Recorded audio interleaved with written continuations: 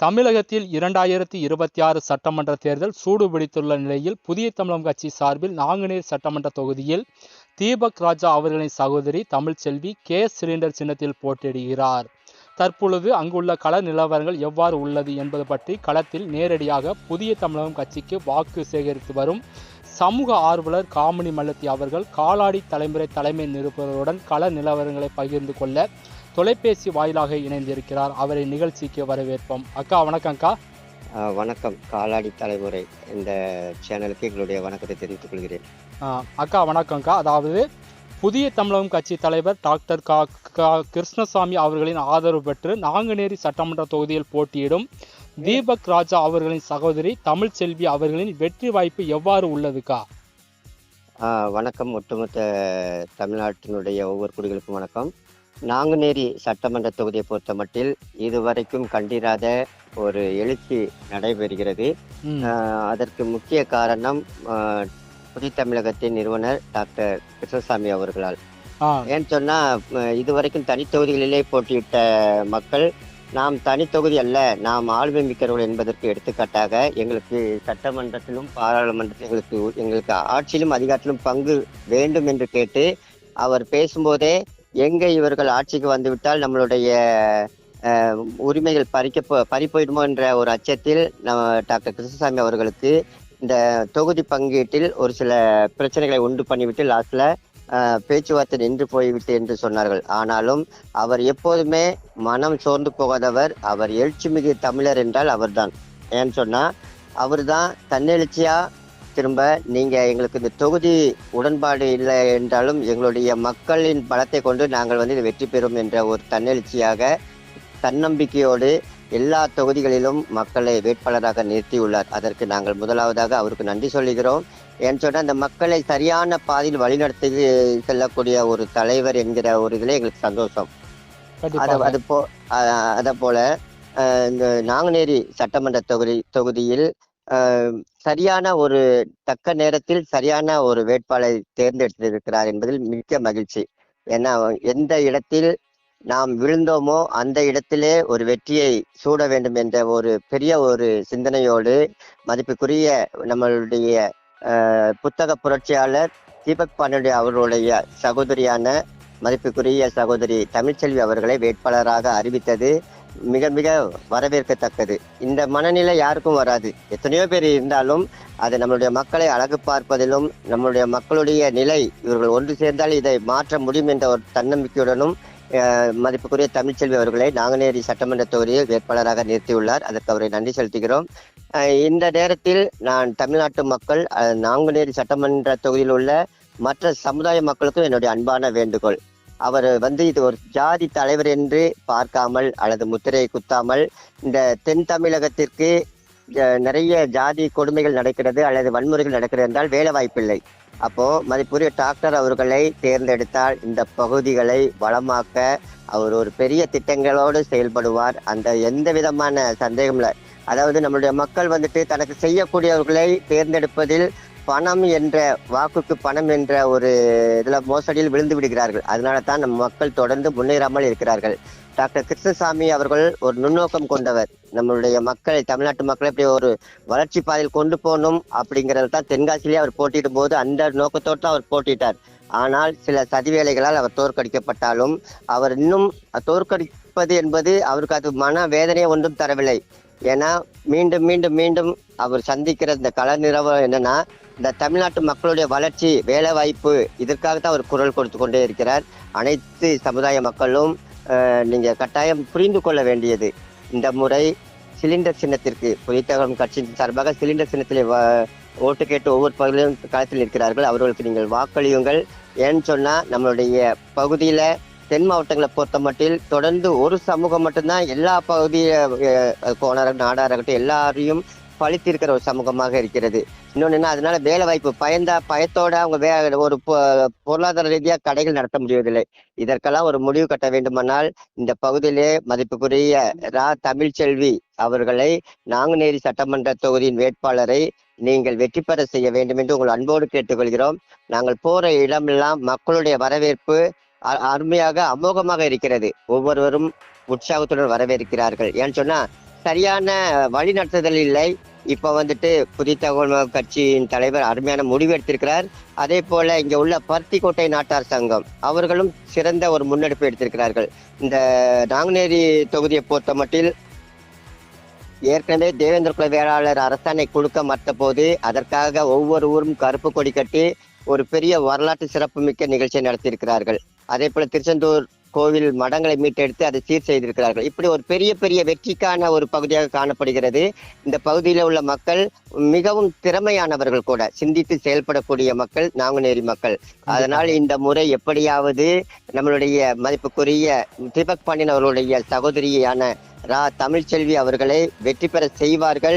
வெற்றி செய்ய ஒவ்வொருவரும் பாடுபடுகிறார்கள். அவர்கள் ஒவ்வொருவருக்கும் நாங்கள் நன்றியை சொல்லுகிறோம்.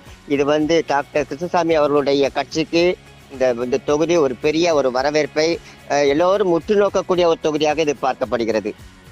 கண்டிப்பாக அடுத்தபடியாக தமிழ்ச்செல்வி அவர்களுக்கு கொலை மிரட்டல் வந்ததாக ஒரு தகவல் செய்தி வெளியானது, அது உண்மையாக்கா? ஆமா, உண்மைதான். நாங்கள் பிரச்சாரம் முடித்துவிட்டு அந்த மூன்றடிப்பு பகுதியிலே கடந்து வரும்போது அது நடந்தது உண்மை. அதை சிசிடிவி புட்டேஜ் எடுத்து கொடுத்திருக்கிறார்கள். ஆனால் எப்போதும் வழக்கம் போல நம்ம சமுதாயம் என்றாலே காவல்துறை எப்போதுமே அது மெத்தனமாகத்தான் கடைபிடிப்பார்கள். அப்படியெல்லாம் நம்மளுக்கு துரிதமாக அவர்கள் செயல்பட்டால் நாம் எத்தனையோ காரியங்களை வெற்றி பெற்றிருக்கலாம். நாம் ஒவ்வொரு இதையும் நம்ம போராடி தான் நம்ம வெற்றி காண முடியும். அந்த விதத்திலே நம்மளுடைய புட்டேஜ் கொடுக்கப்பட்டிருக்கிறது, கமிஷன் ஆஃபீஸ்ல கொடுக்கப்பட்டிருக்கிறது. அவர்கள் எந்த அளவுக்கு நம்மளுக்காக அது உறுதுணையாக இருந்து அது நடவடிக்கை எடுப்பார்கள், அது கேட்டா அது சரியா தெரியல, இது சரியா தெரியலான்னு சொல்றாங்களா, அல்லது நம்மளுடைய மக்களுக்கு எப்படி இது பண்ணுவாங்கன்னு தெரியவில்லை. அதற்கு பொறுத்து இருந்து பார்ப்போம். நம்முடைய மக்கள் சிறப்பாக நடந்து கொண்டிருக்கிறார்கள். சரிங்களா? கண்டிப்பாக. அடுத்தபடியாக இந்த புதிய தமிழகம் கட்சியை அண்ணா திராவிட முன்னேற்ற கழகம் கூட்டணிக்கு வரவிடாமல், அதாவது கூட்டணிக்கு சேர்க்காமல் அவர்களை புறந்தள்ளிவிட்டு இப்போது புதிய தமிழகம் கட்சி தனித்து போட்டியிடுகிறது. இதற்கு எடப்பாடியார் அவர்களுக்கு அதிக வாக்கு பெற்று இந்த புதிய தமிழகம் கட்சியை தக்க பதிலடி கொடுக்குமா? உண்மை. கேட்ட கேள்வி சரியான கேள்வி. புதிய தமிழகம் கட்சி நினைத்தது தமிழ்நாட்டில் இந்த திராவிட கட்சிகளுக்கு எதிராக நல்ல ஒரு ஆட்சியை கொண்டு வர வேண்டும், மது போதை பழக்கம் இல்லாத ஒரு நல்ல ஆட்சியை கொண்டு வர வேண்டும் என்றுதான் அவர் விரும்பி ஏடிஎம்கே கட்சியோட, அதாவது அண்ணா திராவிட முன்னேற்ற கழகத்தோட தன்னுடைய ஒத்துழைத்து போக வேண்டும் என்றால் அவர் இறங்கி சீட்டில் அந்த தொகுதி பங்கீட்டில் கலந்து கொண்டார். ஆனால் எடப்பாடியார் 12, 8, 5 அப்படி என்றெல்லாம் பேசிவிட்டு லாஸ்ட்ல பேச்சுவார்த்தை நின்று போய்விட்டது என்று கூறிவிட்டார். இது அவங்க நினைக்கலாம் நம்மளை ஒன்றும் மக்கள் தொகை இல்லாதவங்களுக்கெல்லாம் 10 சீட்டு 12 சீட்டு கொடுக்குறாங்க. ஆனா பெரும்பான்மையாக வசிக்கக்கூடிய தேவேந்திர குல வேளாளர்களுக்கு 3 சீட்டு 2 சீட்டு பேரம் பேசி, ஏன்னு சொன்னா எல்லா பகுதியிலுமே தேவேந்திர குல வேளாளர்கள் அடர்த்தியாக வாழுகிற பகுதிகளை அவர்கள் கட்சி ஏடிஎம்கே கட்சி போட்டியிட்டு விட்டு சம்பந்தமே இல்லாத பகுதியை புதிய தமிழகத்திற்கு கொடுக்க நினைத்தது அவர்களுடைய அவர்களுடைய தன்னலம். அது மட்டுமல்ல, இந்த மக்களுடைய பலம் என்ன என்பது தெரியாமல் அவர்கள் அப்படி பேசியிருக்கிறார்கள்.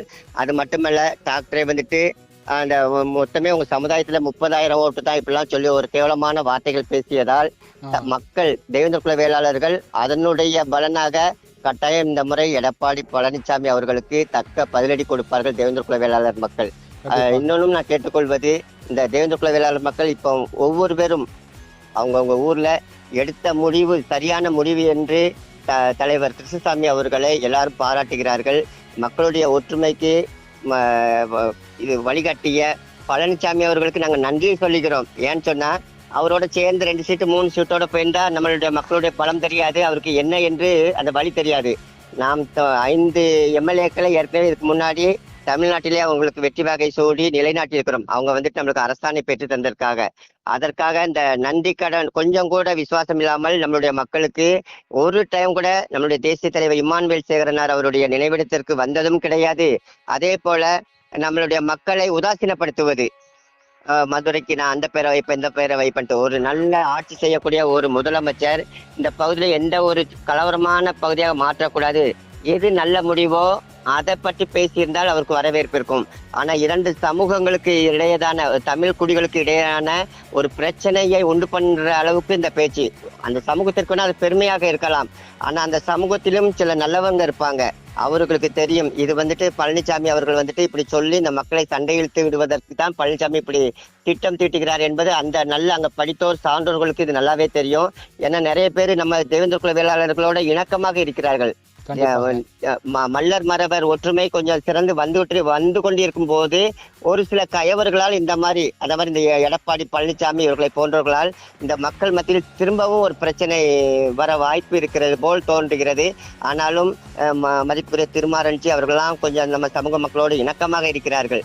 அங்க நல்ல பண்பாளர்கள் இருக்கிறார்கள். தேவேந்திர குல வேளாளர்களுக்கும் அவர்களுக்கும் நல்ல ஒரு உறவு முறை இருக்கிறது. அதை கெடுக்கும் விதமாகத்தான் பழனிசாமி அவருடைய செயல்பாடு. ஏன்னா அவங்க ஒரு தலைப்பட்சமாக நாங்க இப்படி பெயர் வைக்கணும் அப்படி இப்படின்னு சொல்லி அது நல்லது இல்லை, அவங்க ஆட்சிக்கு நல்லதல்ல. ஏன்னா அவர் சொந்தமா தேர்தலில் போட்டிட்டு மெஜாரிட்டியை காட்டி அவர் முதலமைச்சராக வரவில்லை. ஒருத்தர் காலில் விழுந்து அவர்கள் போட்ட பிச்சையால் வந்ததுதான் முதலமைச்சராக வந்தது. அதை அவர் புரிந்து கொள்ள வேண்டும். யாருக்கும் தகுதி இல்லை என்று மட்டும் அவர் ஈஸியாக எடை போட கூடாது. தலைவர் கிருஷ்ணசாமி அவர்கள் ஒட்டுமொத்த தேவேந்திர குல வேளாளர்களுடைய ஒரு நன்மதிப்பை பெற்றவர். அவர்களுக்கு நிறைய ஒரு நல்ல ஒரு சிந்தனையாளர்.